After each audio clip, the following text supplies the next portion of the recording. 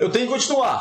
Tem que continuar porque o Clube do Remo goleia o Caeté lá em Augusto Corrêa por 4-0, após um primeiro tempo muito ruim, um segundo tempo muito bom, e o Leão consegue a sua segunda vitória no Campeonato Paraense.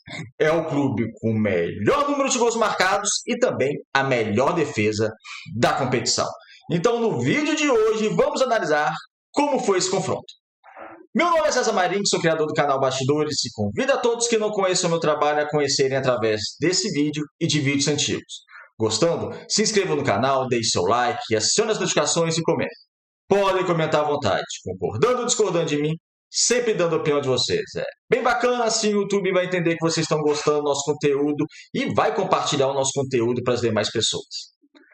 A proposta do canal é analisar o futebol paraense, como no vídeo de hoje vamos analisar essa goleada azulina lá em Augusto Corrêa.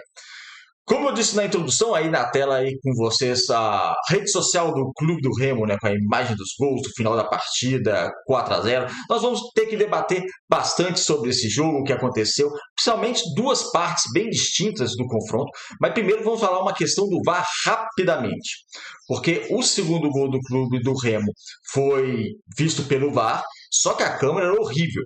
A câmera não dá para determinar se o jogador azulino estava realmente impedido ou não. Então, uma câmera que é importante a gente falar agora, porque no futuro pode causar sérios problemas. Não no jogo de hoje, porque o jogo de hoje o Remo acabou vencendo, acabou goleando, com mérito, já estava vencendo a partida quando teve esse lance. Então, não vai causar muito reboliço. Mas no futuro, imagina numa final ou num repar, acontecer um lance desse, e o juiz tem que ir para a câmera para decidir se estava impedido ou não, numa câmera que não é na mesma linha, isso pode causar vários problemas. Então, acho que num lance desse tem que ficar com a decisão do bandeirinha, do auxiliar. Eu acho que tem que ficar essa decisão. Então fica aqui essa observação, porque no futuro isso pode gerar grandes problemas. Vamos falar do jogo em si, e lógico, para falar do jogo temos que ir para o campinho. Então vamos aqui para o campinho, para a gente analisar esse Caeté 0, Clube do Remo 4. Ótimo, está aqui. Vamos lá. O Clube do Remo, então, ele foi a campo com Rangel, Lucão, Rafael Castro, nas laterais Cadu, Sávio, Jaderson, Pavani, Dodô, Maxwell, Ítalo. Já a equipe do Caeté com Léo, Rafael, Rony, Roger, Negueba, Popó, Diego Borges, Ângelo, Douglas Neto, Thalisson e Dil. Foi a escalação do Caeté. Vamos lá, o primeiro tempo muito ruim do Clube do Remo. O Clube do Remo jogou com 3 zagueiros, porque o Dene fez essa defesa pela direita, mas encontrou um grande problema, 2.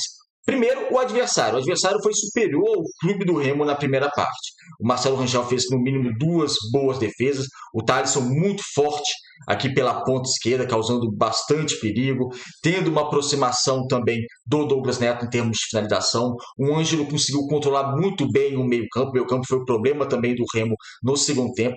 Então foi uma equipe do Caeté muito mais decisiva a atacar que o Clube do Remo, e atacando com mais perigo que a equipe do Remo. Só que não chegou ao gol.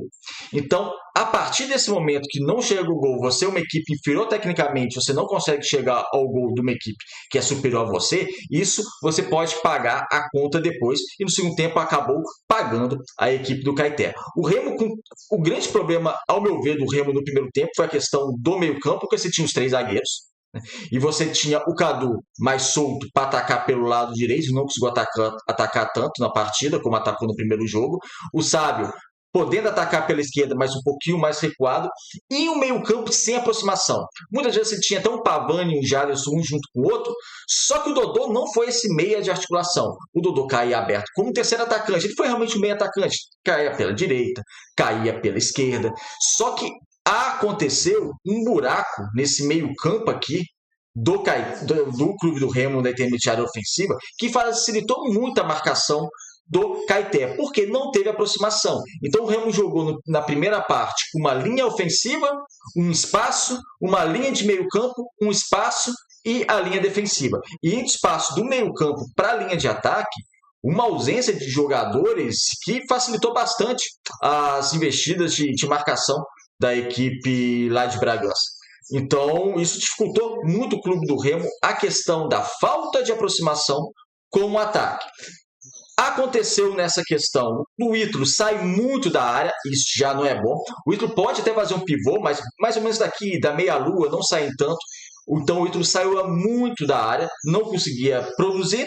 O clube do Remo muitas vezes já tentava atacar com o Pavani, só que o Pavani na primeira parte também não conseguiu criar e sentia essa dificuldade. Dodô tecnicamente também um pouco mais abaixo, ou bem mais abaixo na primeira partida, tentou se movimentar, mas também não conseguia criar perigo. Então foi um clube do Remo na primeira parte bastante complicada nessa questão do meio-campo, dessa questão de aproximação. Não tinha aproximação do meio-campo para a linha ofensiva. Isso acabou prejudicando ofensivamente o clube do Remo. Em contrapartida, tivemos um Caeté um pouco mais inspirado e um pouco mais agressivo, ou bem mais agressivo que o clube do Remo. A partida vai para o intervalo com o clube do Remo tendo que mudar algo no segundo tempo.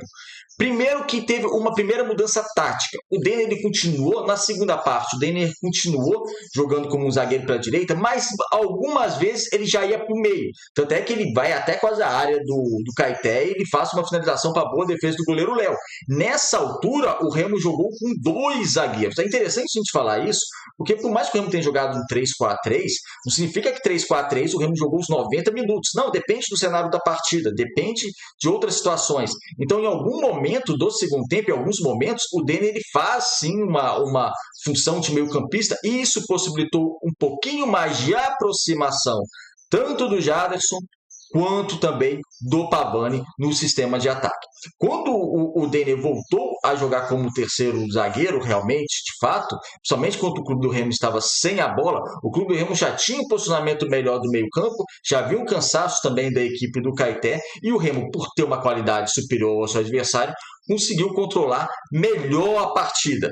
Então, um Remo no segundo tempo, que fez um segundo tempo muito bom, muito forte, chegou aos 4 gols com merecimento, porque teve mais aproximação do meio-campo com o ataque. Uma substituição também que surtiu muito efeito do clube do Remo foi a saída do Maxwell para a entrada do Pedro Rocha. Então sai o Maxwell, entra o Pedro Rocha, até colocar ele aqui. Pedro Rocha entra no lugar do Maxwell. Então, essa foi uma boa substituição, porque individualmente o Maxwell não fez uma boa partida e o Pedro Rocha ele consegue dar um outro ritmo no jogo. Ele faz o segundo gol do Remo, ele sofre o pênalti do terceiro gol, uma jogada de velocidade, porque o Pedro Rocha é um atacante que joga com ponta pela esquerda, você nunca não, difícil você vê-lo pela direita, mas é um atacante que joga pela ponta pela esquerda, só que tem muita aproximação dentro da área. E nessa aproximação ele chegou a um gol e sofreu um pênalti. Pênalti que foi batido pelo Adailton, o Adailton que substituiu o Dodô, mas quando o Adailton ele entra no clube do Remo, ele entra para jogar mais ou menos no meio campo, porque o ataque do clube do Remo já estava todo definido.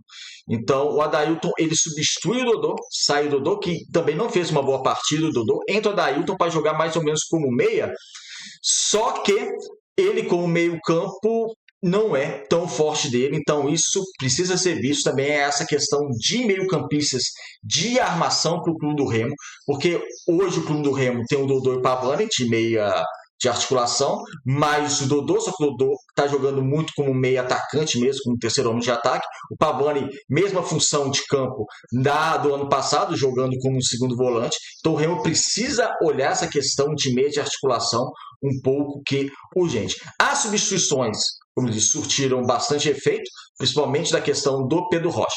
Então foi um clube do Remo que, na primeira parte, foi mal, na primeira parte não teve encaixe, não teve aproximação. Foi um clube do Remo que faltou muito essa questão de criação nesse seu primeiro tempo, mas na segunda parte, com o meio-campo já um pouco mais estruturado, um meio-campo um pouco mais participativo, mais próximo do ataque, conseguiu criar mais e, como eu disse, depois da entrada do Pedro Rocha, ele entrou muito bem E o Maxwell, que não vem bem, apesar dessas 2 vitórias, não gostei dele na partida de hoje, já não tinha gostado dele na primeira partida. Quem sabe abre uma brecha aí para o Pedro Rocha ter condições físicas, ser o titular, ou testar o Adailton, que também joga por aquela posição lá pelo ataque, pela esquerda. Um destaque da partida é o meio-campo Ângelo, do Caeté, embora o Caeté tenha perdido de goleada, mas jogou muito bem o Ângelo. No primeiro tempo também o Thalisson jogou muito bem pela ponta esquerda. Já do clube do Remo, destaque para o goleiro Rangel, que na primeira parte foi importante, e para o Pedro Rocha, que entrou muito bem no confronto. Então, o primeiro tempo ruim, bem fraco do clube do Remo, um meio-campo bem espaçado. Um segundo tempo, Rodrigo Santana corrigiu essa questão, os jogadores também se atentaram melhor a isso, mostraram outra qualidade e golearam a equipe do Caeté com merecimento. Deixe a opinião de vocês, o que vocês acharam desse confronto. Se gostaram do vídeo, deixe seu like, um abraço e até o próximo.